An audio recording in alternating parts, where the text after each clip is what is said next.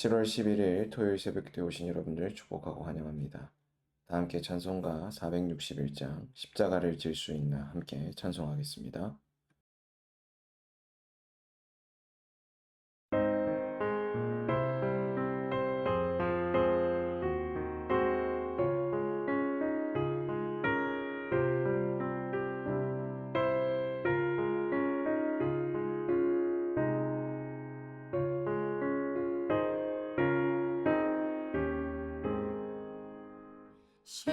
십자가를 질 수 있나 주가 물어보실 때 죽기까지 따르오리 성도 대답하였다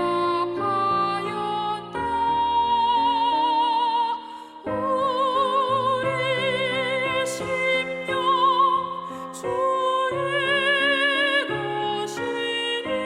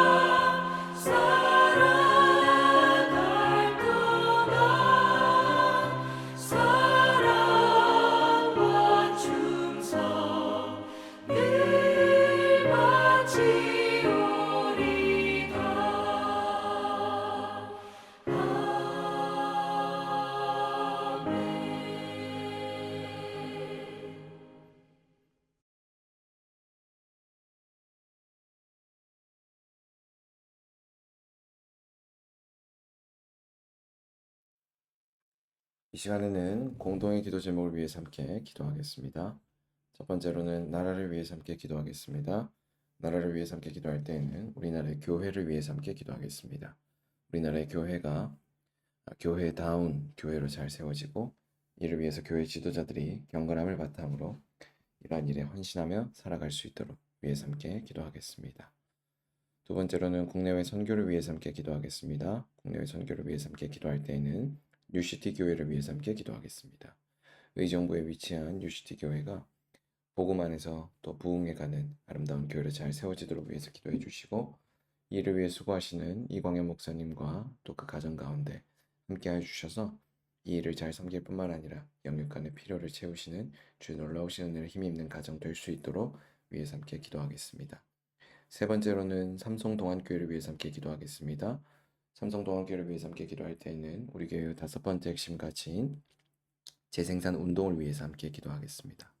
우리 교회가 이 가치대로 그리스도인과 다음 세대와 또 예수님의 제자와 또 교회와 선교사와 또 목장과 여러 물적 인적 자원들을 재생산해가며 열매 맺는 교회로 성장하도록 위해서 함께 기도하겠습니다.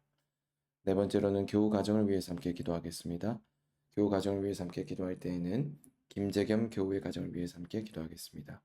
김재겸 교우의 가정이 하나님 나라로 아름답게 잘 세워져 가며 가정을 통하여 하나님 일하시고 역사하시는 놀라운 은혜가 함께하도록 위해서 함께 기도하겠습니다. 다섯 번째로는 새벽 기도를 위해서 기도하겠습니다. 새벽 기도를 위해서 함께 기도할 때 계속해서 온라인으로 진행되고 있는 새벽 기도회가 방송상의 차질 없이 잘 진행되도록 위해서 기도해 주시고 새벽 기도를 통해서 주의 음성을 듣는 귀한 시간 되도록 또 위해서 함께 기도하겠습니다. 함께 나눈 이 다섯 가지 기도 제목을 위해서 이 시간 한 목소리로 기도하겠습니다.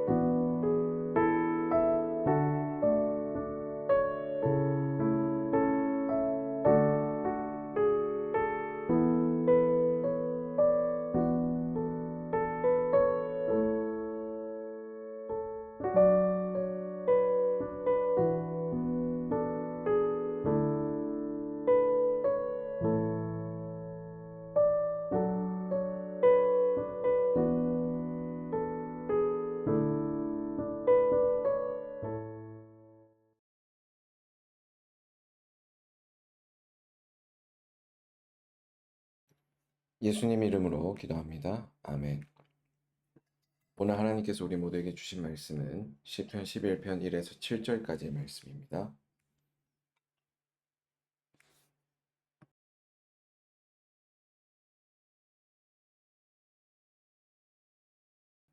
한 절씩 교독합니다. 내가 주님께 피하였거늘 어찌하여 너희는 나에게 이렇게 말하느냐. 너는 새처럼 너의 산에서 피하여라. 악인이 활을 당기고 시위에 화살을 메워서 마음이 바른 사람을 어두운 곳에 쏘려 하지 않느냐. 기초가 바닥부터 흔들리는 이 마당에 의인인들 무엇을 할 수 있겠는가. 주님께서 그의 성전에 계신다. 주님은 그의 하늘 보좌에 앉아 계신다. 주님은 그의 눈으로 사람을 살피시고 눈동자로 꿰뚫어 보신다. 주님은 의인을 가려내시고 악인과 폭력배를 진심으로 미워하신다. 불과 유황을 악인들 위에 비오듯이 쏟으시며 태우는 바람을 그들 잔의 몫으로 안겨 주신다. 주님은 의로우셔서 정의로운 일을 사랑하시는 분이니 정직한 사람은 그의 얼굴을 뵙게 될 것이다. 아멘. 오늘 우리가 함께 읽은 이 시편 11편의 말씀에서는 우리 시편에서 흔히 찾아볼 수 있는 이 악인에 대한 탄원과 또 주님께서 의인을 보살피신다라고 하는 내용이 주를 이루고 있습니다. 특별히 이 시편은 다윗이 자기의 삶 가운데 위기에 직면해 있었을 때 썼습니다. 다윗은 자신이 직면하고 있는 위기가 언제 당한 것인지를 말해주지 않기 때문에 시편에서 언급하고 있는 위기가 구체적으로 언제인지는 알기 어렵습니다. 다윗의 생애 가운데 많은 위기가 있었죠. 아들 압살롬의 반역 역시 그 가운데 만난 심각한 위기 가운데 하나였고, 블레셋 앞에서 다윗과 골리앗의 전쟁으로 유명했던 그 골짜기에서의 전쟁도 꽤나 유명한 것으로 우리에게 알려져 있습니다. 그럼에도 불구하고 우리가 어떤 위기인지는 알지 못하나 한 가지 분명한 사실은 다윗이 여기 말하고 있는 위기가 자신의 삶의 여정 가운데 만난 위기들 가운데 가장 심각한 것으로 인식하고 있다는 것입니다. 그는 하나님을 신뢰하고 있었습니다. 그래서 어떤 위기 가운데 요동치 않았던 모습을 종종 보여주는데 이와 같은 시편의 내용들은 우리에게 하나님을 신뢰하는 자들에게 위기에 직면해 있을 때에도 피할 수 있는 길이 있다는 것을 잘 말해줍니다. 특별히 오늘 시편은 위기 가운데 요동하지 않기 위해서 우리는 무엇보다 하나님의 백성들에게도 위기가 직면할 때가 있으며 과연 우리는 그때 어떻게 반응해야 되는가를 생각해 보게 만드는 본문이 오늘 본문 말씀입니다. 그래서 우리는 어떻게 하나님의 백성들이 위기 가운데 직면했을 때 반응해야 하는가? 이 질문을 가지고 오늘 말씀을 살펴보고자 합니다. 특별히 이스라엘 백성들도 여러 위기 가운데에서 하나님과 또 하나님을 향한 여러 믿음의 시련들 속에서 그분을 신뢰하며 나아갔던 여러 여정들을 그들이 거쳤습니다. 출애굽의 역사가 말해주는 것처럼 모든 시대 하나님의 백성들이 약속의 땅을 향해 가는 여정 가운데 어려움이 있었지만 출애굽한 이스라엘이 속히 약속의 땅에 들어가기를 원했지만 그럼에도 불구하고 여러 돌아가는 광야에서 그들이 표류해야만 했던 그런 일들을 겪었습니다. 다윗도 이와 마찬가지였죠. 다윗은 항상 직진하는 삶이 아니라 늘 굽이굽이 미쳐 있는 그 길을 돌아가야만 했던 인생이었습니다. 다윗은 위기 가운데서 이 11편 3절의 말씀과 같이 그가 질문하게 되는데 기초가 바닥부터 흔들리는 이 마당에 의인인들 무엇을 할 수 있었겠는가 질문합니다. 오늘 시위가 당겨지고 악인들로부터 공격을 당하고 있는 이 다윗에게 요동하지 않는 길, 그것이 무엇인지를 살펴보게 하는데 하나님께서 기초가 흔들리고 또 여러 가지 어려움 속에 있었던 그 다윗에게 오늘 이와 같은 질문을 스스로 던지게 해봄으로써 다윗에게 그 자신이 과연 흔들리고 있는 그 인생길에서 스스로 안전할 수 있는 길이 있는가를 깨닫게 하십니다. 다윗은 이와 같은 질문을 통해 환난 날에도 하나님 백성에게는 할 수 있는 일이 있다는 것을 알게 되었습니다. 바로 그것은 하나님께 피할 길이 있다는 것을 깨닫고 그 가운데로 나아가는 것입니다. 바로 그것이 하나님께서 우리에게 주신 피할 길입니다. 하나님께 피할 길이 있다는 걸 깨닫는 것도 하나님께서 우리에게 마련해 주신 피할 길이고 또한 우리가 하나님께로 직접적으로 피하는 것 또한 역시 하나님께 피할 길이라고 할 수 있습니다. 어느 것 하나로만 하나님께 피할 수 있는 길이 열려지지 않습니다. 깨닫고 구체적으로 실현에 옮겨야 합니다. 그래서 11편 1절에 그가 여호와께 피하였다라고 먼저 시작을 하죠. 하나님께서는 한 분이시기 때문에 오늘 우리가 그분께 피하였을 때 퇴로가 없습니다. 그래서 하나님은 자신이 한 분이시란 점을 강조하시면서 특별히 5절에 하나님의 성품에 대해서 이야기하는데 악인들에 대해서 진심으로 미워하신다는 말씀을 덧붙이시며 하나님께서 손을 들어주신 자에게 있다는 것을 그가 깨닫고 승리가 과연 우리 스스로 읽어낼 수 있는 것인가를 되묻게 하면서 하나님이 그를 의의 길로 인도하실 것이다라고 깨닫게 하시는 거죠. 하나님께 피할 때 우리가 비로소 삶의 목적과 방향을 분명하게 할 수 있다는 점을 우리는 이 말씀을 통해 깨닫게 됩니다. 사랑하는 여러분, 우리 주님을 의지하여 하나님께로 피하는 여러분들 되시기를 주의 이름으로 축복합니다. 나아가서 오늘 그 길 가운데 피하는 여러분들에게 하나님의 무한한 은혜와 축복과 사랑이 함께 하시기를 다시 한번 주의 이름으로 축복합니다. 주님께 피할 길이 있음을 깨닫고 그것을 구체적으로 실현에 옮기는 여러분들 되시기를 다시 한번 주의 이름으로 축복합니다. 기도하겠습니다. 사랑의 주님, 고맙고 감사합니다. 주님께 피할 길이 있음을 깨닫고 그것을 실현에 옮길 수 있다라고 도전하여 주시니 말씀을 주시니 고맙고 감사합니다. 이 말씀과 같이 오늘 우리도 주님께 피할 길이 있음을 깨닫고 구체적으로 그것을 실현에 옮기는 우리 모두가 되게 하여 주옵소서. 사랑이 많으신 예수님 이름으로 기도드립니다. 아멘.